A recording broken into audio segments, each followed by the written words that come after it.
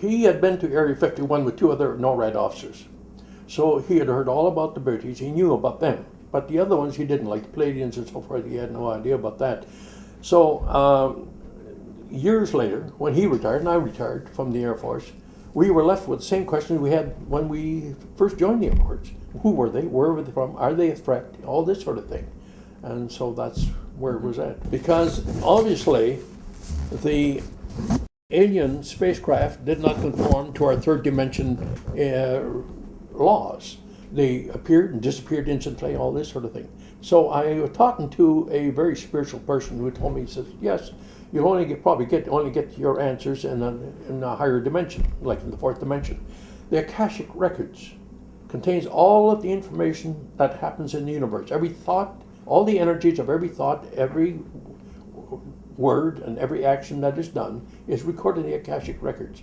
Now, more sophisticated or older souls, I suppose, can read the Akashic Records, it can interpret them, and that's important.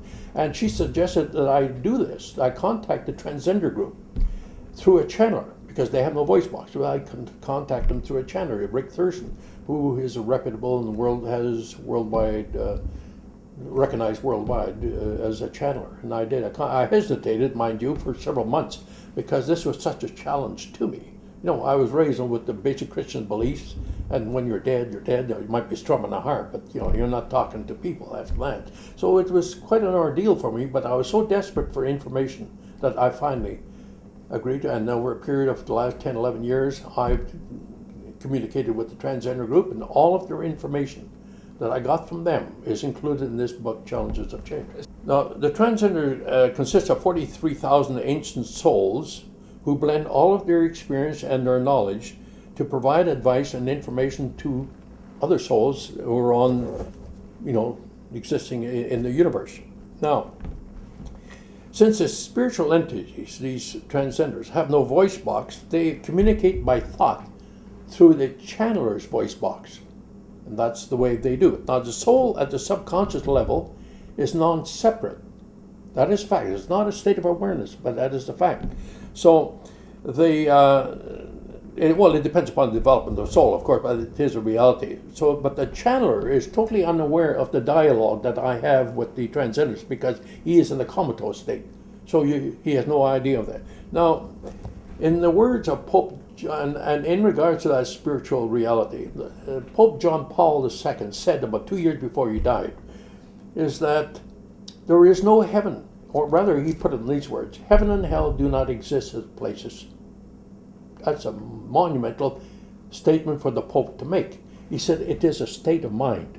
Finally, that reality that is there, and as we go along, I suppose, is that we'll become more and more aware of it as the church opens up and tells the people the truth of the matter. Yeah, the transcenders, we have discussed this on many occasions, and they reveal that in symbolic terms of the four horsemen, the apocalypse, all this is taking place now. There's the earth changes, earthquakes, tsunamis, all this sort of thing. There's the environmental crisis, carbon dioxide pollution, what's happening down the Gulf of Mexico, and this whole thing. And then there's the international terrorism. And then fourth is that there's the collapse of financial and economic collapse of all the nations throughout the world. Those, in symbolic terms, those are the four horsemen. Now, we are not going to die. Mankind will survive earth changes and will survive international terrorism, but we will not survive the pollution of our atmosphere with carbon dioxide pollution, because right now it's at 9%, it's increasing at 1% annually, and the critical mass in which we could not survive is 22%. So you figure. So we're facing some pretty serious challenges. But they are also aware that their sudden interaction with mankind will cause a great deal of fear and panic, like Orson Welles' program on the War of the Worlds did in 1938. So the aliens will reveal themselves in a massive UFO display over our principal cities as the first step. They won't land, but they will do so. And I predict that will happen on October 13, 2010, in about 4 months' time from now.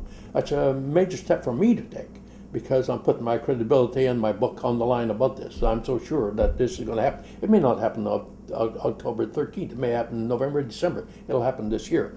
However, they won't land this year, but that will come later. But it is a first step in our future relationship with the alien reality, and then our world will have changed forever.